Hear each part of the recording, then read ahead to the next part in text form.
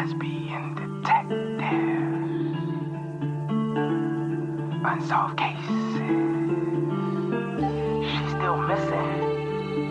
Yeah, they haven't found her yet. Well, let's talk about it. They say he vanished without a trace. Could it be a psychotic break or a tragic accident? Police don't know where the body went. Unsolved murders, body still missing. That's unheard. Where's the witness? Lesbian detectives, what's going on? City on high alert, this out the norm. He did what, the who? Man, that ain't real, these crimes ain't true. Then come uncover these theories with us. We live right now, tuning in is a must. Right now, Lesbian Detectives. Lesbian Detectives. We about to start the show, so get your popcorn ready. Let's go. Pay attention to the message. I present to you Lesbian Detectives. This is Lesbian Detectives. I'm Sierra. And I'm Elizabeth. And we are here to talk about missing and unsolved murders. We are discussing cases that you have forgotten about or never even heard of. So sit back, relax, and let's start this podcast.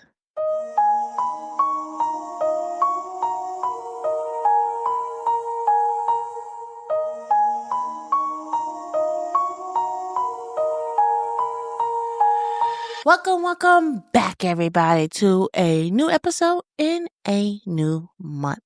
I really hope you guys enjoy our Halloween month. It was fun. I had a fantastic Halloween, I have to say. This Halloween was hands down one of the good ones. I feel like you can really enjoy yourself on holidays as a weekend because you just can turn up and you don't have to worry about going to work.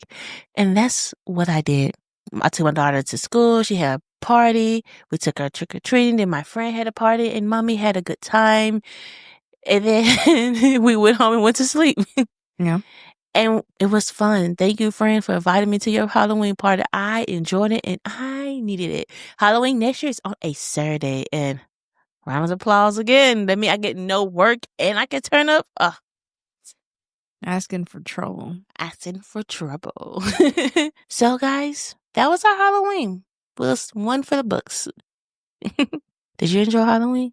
I enjoyed Halloween. A lot of people did not know our costume until I came along. Mm-hmm. So it was pretty good. The mask, it was a little hard to trick or treat with the mask. I was really just following my wife's footsteps, literally. Mm-hmm. Because I think I almost fell like once. I didn't know. I couldn't see. Mm-mm. I don't know. Yeah. But it was good. Mm-hmm. I enjoyed it. I also won a contest at work. I dressed up as Mojo Jojo and I got second place. And then for the family, I was a guard for Squid Games. Yeah. Next year, it's my turn. And I forgot I told you what I want. I'll do Wizard of Oz. Mm. Wizard of Oz. I loved that movie as a kid. My daughter's going to go as, I don't know yet. Wendy. Wendy. No, I'm going to go as Wendy. There's Dorothy. Oh, yeah, Dorothy. The fuck? There's Peter Pan. Pigtails. I just pigtails. She doesn't have pigtails. No? What movie you on? I don't know. You really don't. It was a late summer evening in a quiet countryside town. The kind of place where everyone knows each other, where the roads wind between fields and farms, and the air smell of freshly cut grass and distant wood smoke. Most people were settling into their homes after a long day that the ordinary rhythm of their life was about to be shattered. She left her home that evening, a young mother, carrying with her the weight of a daily life and the hope of a simple joy. In the back seat, a small child slept peaceful, oblivious to the danger creeping closer with each mile. The road ahead was familiar, safe, or so it seemed. Minutes later, the peaceful night erupted in chaos. Sirens pierced the air, lights flashing through the darkness, and a quiet town was thrown into shock. In a matter of moments, a life full of laughter, love, and promise was torn apart, leaving behind only questions. whispers, and a mystery that refused to be solved. No one saw it coming. No one heard the footsteps in the shadow. And yet, somewhere in the stillness, a story waits to be told. A story of love, loss, and the hunting of unknown. Tonight, we explore the night, piece by piece, follow the trails of a life that ended too soon, and a family forever searching for answers. This is the case of Brittany Stykes. Brittany Stykes was born on May the 4th, 1991 in a small town in Ohio. She grew up on a farm in Ohio, where her parents, Dave and Mary, had moved with their 5 children about 20 years earlier. It was a quiet country life, one filled with early morning, animals in the barn, and the kind of closeness that only family can provide. David remembered Brittany as a child with boundless energy. She loved showing goats and chickens at the country fair. She rode horses as if she was born in the saddle.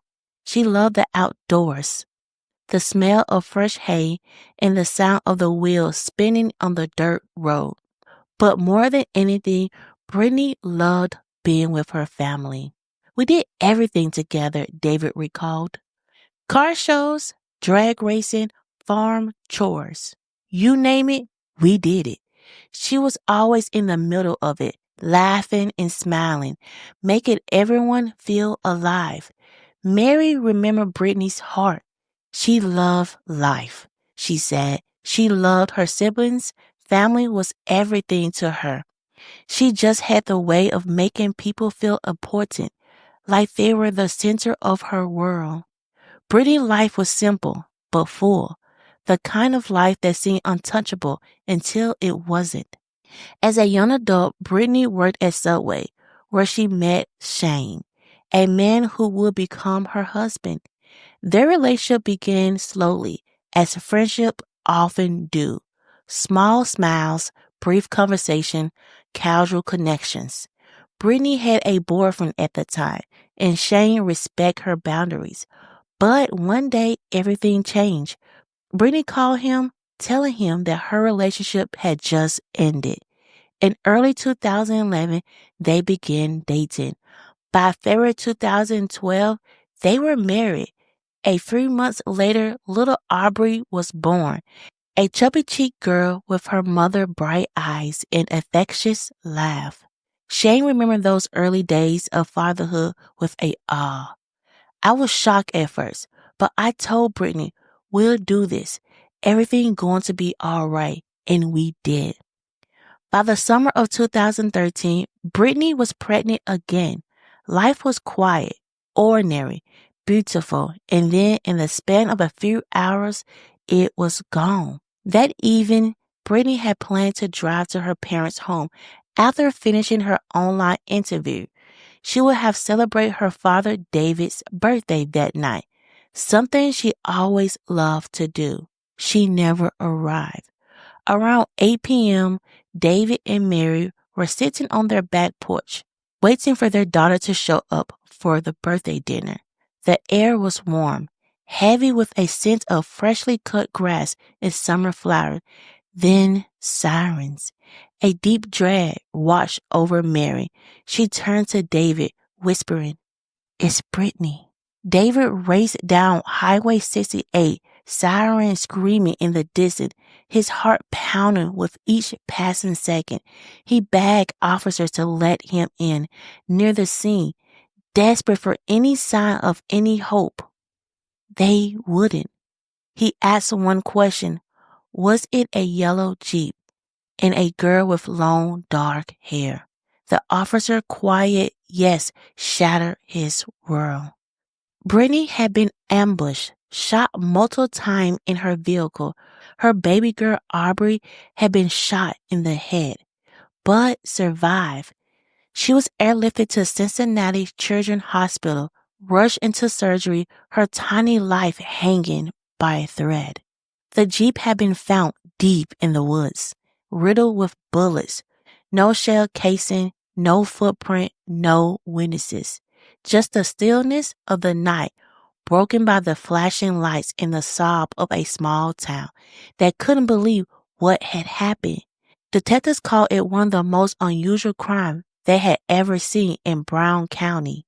He was questioned, photographed, even followed, but after interviews and polygraph, he was cleared. The investigation turned into a maze of dead ends. Police explored a road rage incident. Earlier that day, rumors of a hired killer and possibly mistaken identity. Each lead fizzled. Investigators chased shadows while the killer seemed to dissolve into the night, leaving nothing but grief and questions behind. The town itself was rattled. Brown County didn't see many homicides. Something like this, a young mother, pregnant, ambushed on a quiet country road, seemed impossible. Friends described Brittany as gentle, kind, someone without enemies. What could have driven someone to such violence? Even as grief threatened to consume them, Brittany's family found hope in Aubree. The little girl shouldn't have survived, was alive. She went through multiple brain surgeries after part of her frontal lobe was destroyed, but today she is thriving, smart, curious, and vibrant. Shane says sometimes it felt like Brittany lived on in her daughter, laughter, expression, the way she moved through the world. Yet the pain never fully disappeared. Every year on August the 28th, the family gathered along Highway 68, the site of the tragedy. They light candles, leave flowers, and share stories of Brittany. The moments that made her so unforgettable, so deeply loved. And every year, the gathering carries the weight of Dave's birthday. The day that should have been a celebration, but instead became a mark of unbearable loss. Mary said it best. We need justice because someday Aubree going to ask me what happened. And I want to have the proof, not just what I think. The case remains open. Detectives continue to use modern technology, analyzing every detail in hope of a breakthrough. There is a $50,000 reward for information leading to an arrest. Every tip matters. Every memories count. Brittany's story is one of love, family, but also a story of unanswered questions, a crime that shook a small town, and a family refused to give up. It's a reminder of how fragile life can be, and how the most ordinary days, like a father's birthday celebration, can end in tragedy. It's been over a decade since that night, and yet Brittany's yellow Jeep remains a symbol of both loss and mystery. Her life, her laughter, her love for her family, all cut short, but not forgotten. And as for Aubree, she's a living reminder that even in darkness, there can be light. A light that carries her mother memory forward. A light that demands justice be found. If you know anything about the murder of Brittany Stykes, please contact the Brown County Sheriff Office. Every detail matters. Every lead could bring the family the justice they deserve. As we close tonight's episode, let's take a moment to remember Brittany, a young woman who lived with joy, with laughter, and with a love for those around her that was impossible to ignore. She was born on May the 4th, 1991, and though her life was tragically cut short at just 22 years old, the warmth she brought into the lives of her family and friends remains unforgettable. Brittany loved the simple things, the wild open field of her family farm, the animals she tended to with care, the thrill of showing goats and chicken at the county fair, and the feeling of a horse beneath her. But more than that, she loved her family. She was the heart of every gathering, the spark that made ordinary moments feel magical. She had a way of making people feel seen, of making you believe that you matter in her world. She was a devoted mother, a loving daughter, and a cherished wife. Her little girl, Aubree, carried pieces of her mother's laughter, her spirit, and her life. Through Aubree, Brittany lives on, a reminder that even in tragedy, love endures. Brittany's life was full of hope, dream, and the quiet courage of someone who gave everything she had to the people she loved.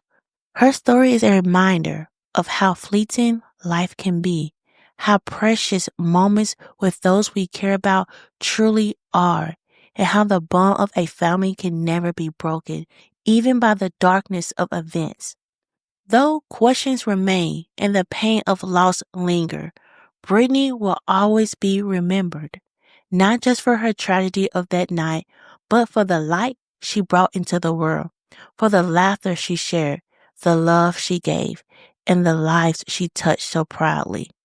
Tonight, as we honor her memory, let us carry forward the light, a reminder to cherish those we love, to hold our families close, and to never let the love and spirit of someone as remarkable as Brittany fade away. Brittany Stykes, a life too brief and a heart and spirit that will never be forgotten. This is the case of Brittany Stykes. Now let's get into some theories. Theories. Let's get into some theories. Let's get into some theories. Everyone is a suspect until proven guilty. Let's get into some theories. Lesbian detectives. What type of thoughts you thinking? What theories running through your mind? I'm thinking all types of suspicion. Uncover the truth, what we can find. Witness say they saw somebody creeping out the back door. What you think they did it for? That's so crazy, I'm not sure. They found a car, where could she be? Here go another puzzle piece. Researching through your history. It's plenty unsolved mysteries. Everyone is a suspect until proven guilty. Let's get into some theories, yeah. Let's get into some theories. Let's get into some theories. Everyone is a suspect until proven guilty. Let's get into some theories. Lesbian detectives. You or me? Go ahead. I thank you, I will. I feel like it was a road rage accident. I know how dangerous this world is. We have seen so many stories about people turning into the wrong house and getting shot at. I remember this story, I don't know it clearly, but these group of teenagers, they turned on a dark road and they didn't know where they was going. They got lost. And this man from his house was shooting at them and he shot a kid. I forgot if the person survived or not, but they were shot. And it seemed like this probably happened to Brittany. She probably know the way to her family house, but I have lived in the country, guys. I lived in country from I was a newborn up until I was like 19.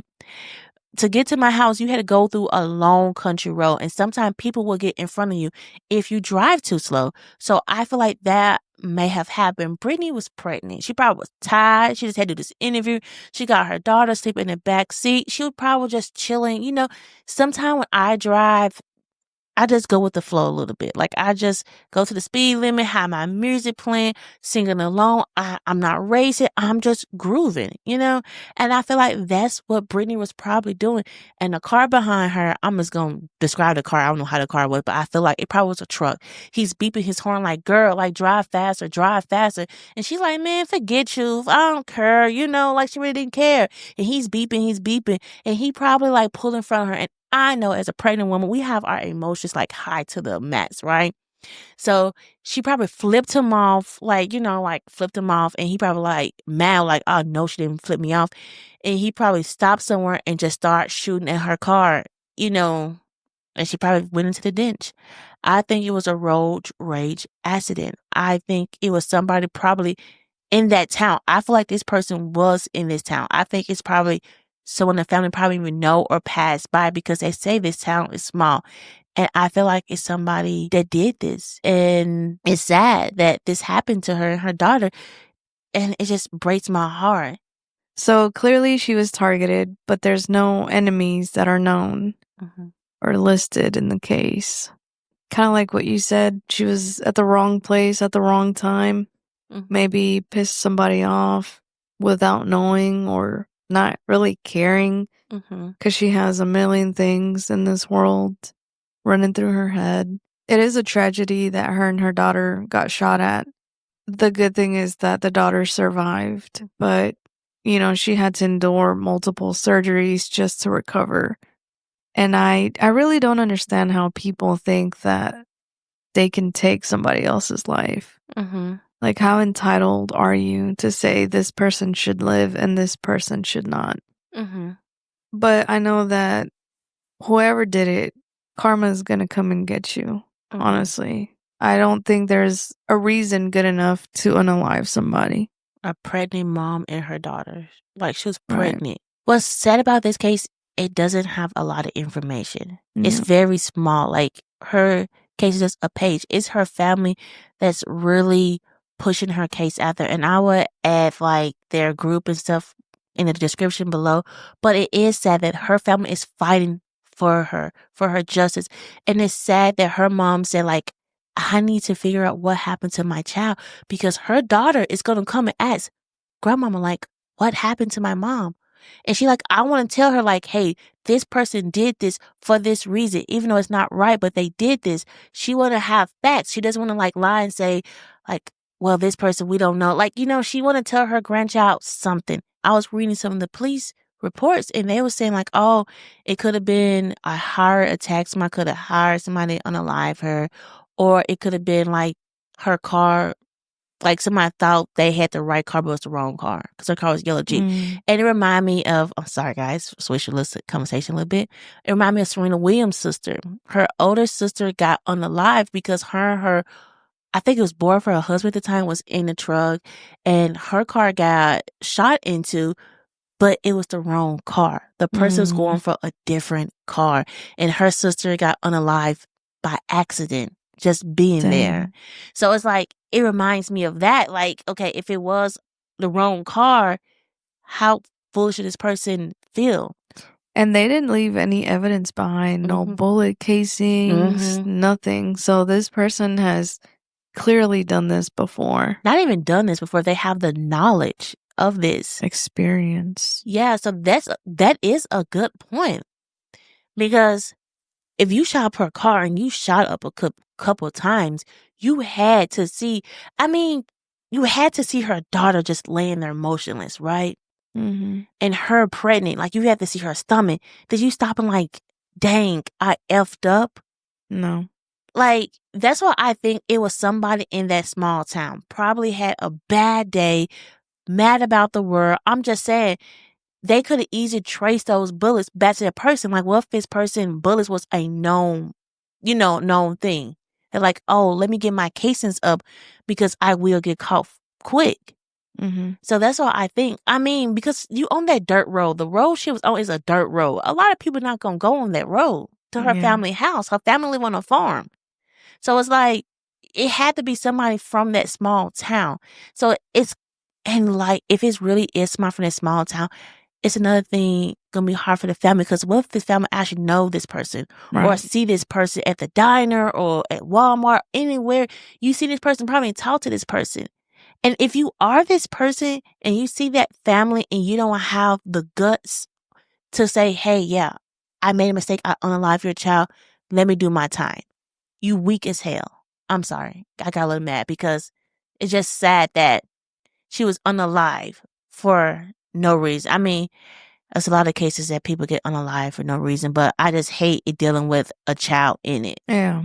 Like, it's amazing that she did survive. Like, she was shot in the head. Like, that's amazing that she survived and she's healthy and she's thriving now. But you put this little girl through so much because of your rage and your hatefulness. Right. F off. Okay, I'm done, guys. I'm done. Sorry. Got a little heat in here. It's a little hot. Let me finish my sentence. Stop talking, I talk. Got a little hot in here. But that's our case. And I hope that if you have any information on this case, please let the Brown County, I said Brown, right? Brown County Sheriff Office know anything. Get this case out here because this family want the justice, and give Aubree the peace of knowing what actually happened to her and her mother.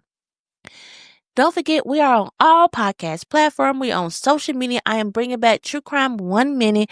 I took a little break, but I am bringing it back. We're going to probably start back doing our Reddits. Guys, we've just been so busy. Like, we are trying to stay on top of this.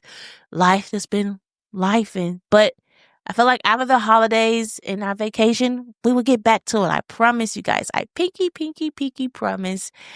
This is Lesbian Detectives. I'm Sierra. And I'm Elizabeth. And don't forget, everybody's a suspect. So proven innocent. Goodbye. Lesbian Detectives. Unsolved cases. She's still missing. Yeah, they haven't found her yet. Well, let's talk about it. They say he vanished without a trace. Could it be a psychotic break? Or a tragic accident? Police don't know where the body went. Unsolved murders, body still missing. That's unheard. Where's the witness? Lesbian detectives, what's going on? City on high alert, this out the norm. He did what, the who? Man, that ain't real, these crimes ain't true. Then come uncover these theories with us. We live right now, tuning in is a must. Right now. Lesbian Detectives. Lesbian Detectives. We about to start the show, so get your popcorn ready to go. Pay attention to the message I present to you, the Lesbian Detectives.